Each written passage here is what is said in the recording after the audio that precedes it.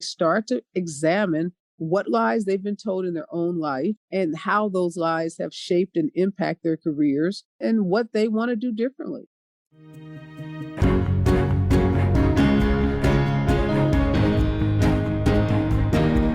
Hello, everyone. Welcome to the KTS Success Factor podcast for women, where we talk about challenges senior female leaders face in being happy and successful at work. I'm your host, Dr. Sarah E. Brown.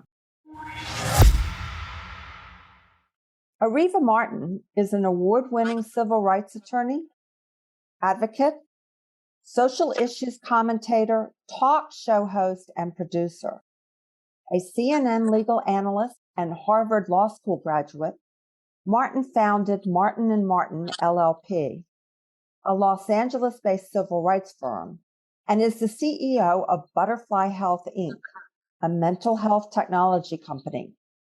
She's a best-selling author and has dedicated her fourth book, which we're going to talk about today, Awakening, Ladies, Leadership, and Lies We've Been Told, to helping women worldwide recognize, own, and assert their limitless power. Welcome, Areva. Thank you for being here. Thank you for having me. So you told us a little bit, and I reiterated that in my introduction about why you wrote this book to help women worldwide recognize, own, and assert their limitless power. Say something about why we need to understand these lies in order to do that. Well, because we've been fed so many lies, and I focus on 5 in my book, and obviously that's not a comprehensive list. Any woman that sat down to think about what they've been told throughout their lives could probably come up with a much longer list. And you can't really fix what you don't acknowledge. So it was important to call out the lies so that we had a framework from which to start to address them. And quite frankly, so many of the leadership books that have been written for women gloss over what women have been told throughout their careers and immediately start talking about what women need to do to fix themselves. And I wanted to shift that paradigm and focus on the system. And I wanted women to know that they are enough and that in most cases they are doing enough. And it's not what they are doing or not doing. It's that they're trying to lean into a closed door. I love that analogy, leaning into a closed door. So the point you were making is that you can't fix what you don't acknowledge. So give me and the listeners some samples of the lies that we need to acknowledge. Starting with hard work alone is sufficient. Women are told throughout their, from the time they're little girls, teenagers, and adults, to work hard, to keep your head down, do the work, be the first person on the job, the last person there, accept more assignments, take on more responsibility.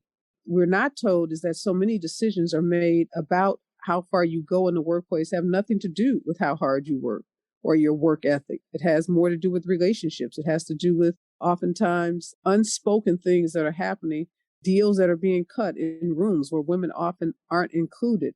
So this notion that hard work alone is sufficient is one of the biggest lies that women are told. It's certainly a lie I was told. I can remember being told it by my father from a very, very early age. So once I acknowledge that it is a lie, what do I do about it?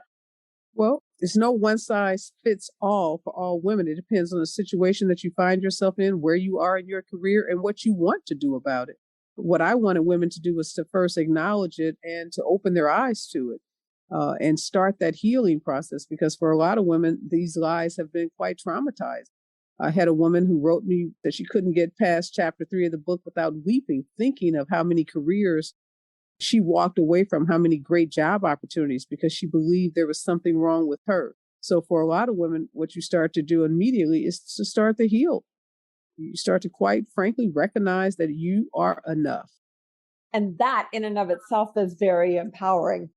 But when you're in a situation in a corporation and you are leaning against that closed door, as you talked about it, and there's something that you really want, you recognize you're enough, but you're leaning against the closed door, then what? Well, again, it depends on the situation that you find yourself in. Where are you in your career? Have you been passed over for a promotion based on your gender, based on your age, based on your race? Sometimes it may involve filing a lawsuit. Other times it involves making a complaint to your HR department. It may involve banding together with other women in the workplace. It really, it's not a one size fits all. That's not how this works. This is about understanding the situation that we are all in as women and then coming together to create solutions. Again, there's some global things that we all can do, like support legislation at the federal level, at the state level, that makes it easier for women to stay in the workplace, like universal pre-K, like paid family leave, like the child tax credit. So those are some big picture, macro level things that all women can be doing. But on the micro level, women have to look at where they are and what their individual situation is. And I like the way you talk about addressing the situation or addressing the problem at the macro level at the end of your book and banding together with other women. Give us another example of a lie that we've been told. That looks don't matter. We're often told that it doesn't matter what you look like, if you have the talent, if you have the skill and the experience. We know that's a huge lie because the beauty industry is one of the largest industries in this country, and women are judged on their looks. There are all kinds of studies that show that white women, Eurocentric looks are the predominant standard in the workplace, and that other women of color are often told that they have to measure up to those standards. We know things like weight matters. Women are often told that they have to be a certain weight in order to advance in the workplace. Hair texture, hairstyle, skin tone, all of those things that shouldn't matter in the workplace absolutely positively do matter. So women spend most of their careers on this treadmill trying to live up to these ever-changing beauty standards to make themselves fit into the workplace, to make themselves more attractive in the workplace, and to really advance their careers.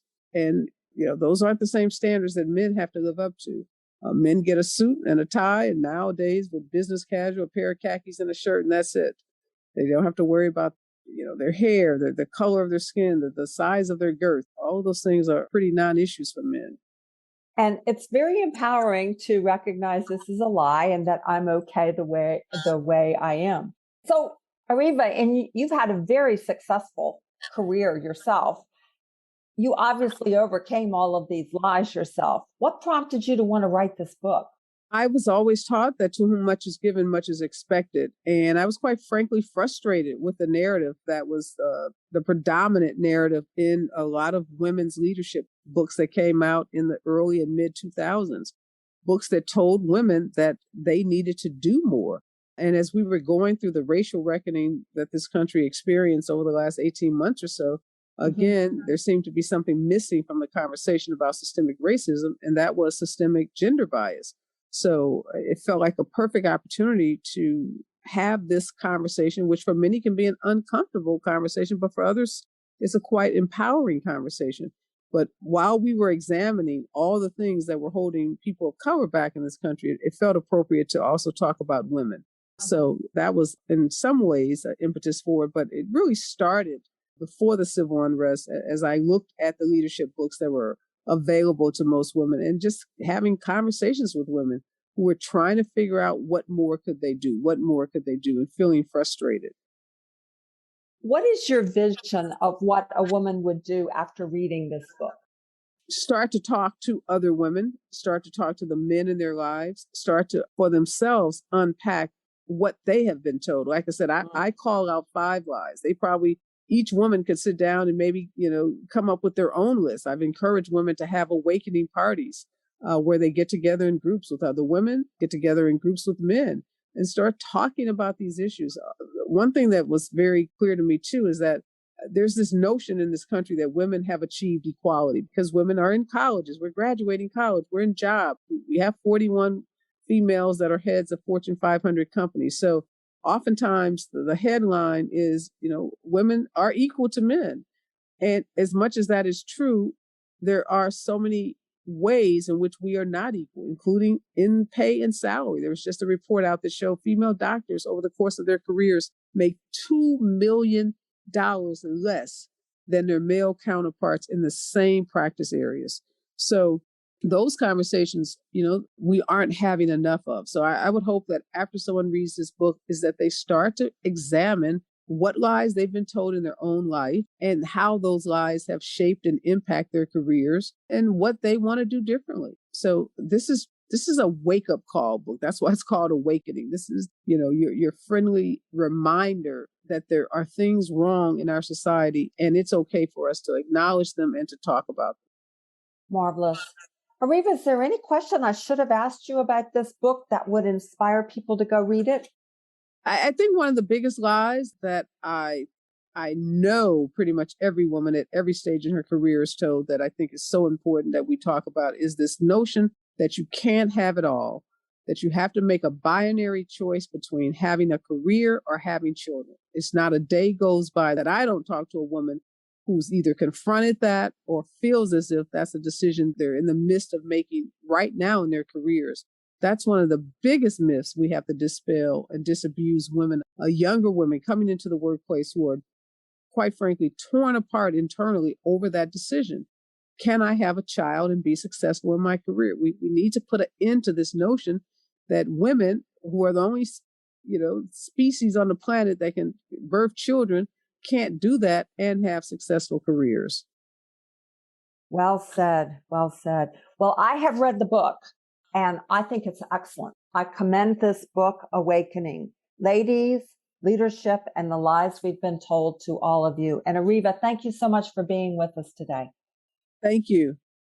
Thanks for listening to the KTS Success Factor podcast for women. If you like what you are hearing, please go to iTunes to subscribe, rate us, and leave a review. And if you would like more information on how we can help women in your organization to thrive, then go to www.sarahebrown.com. You can sign up for our newsletter, read show notes, and learn more about our podcast guests, read my blog, browse through the books, or contact us for a chat. Goodbye for now.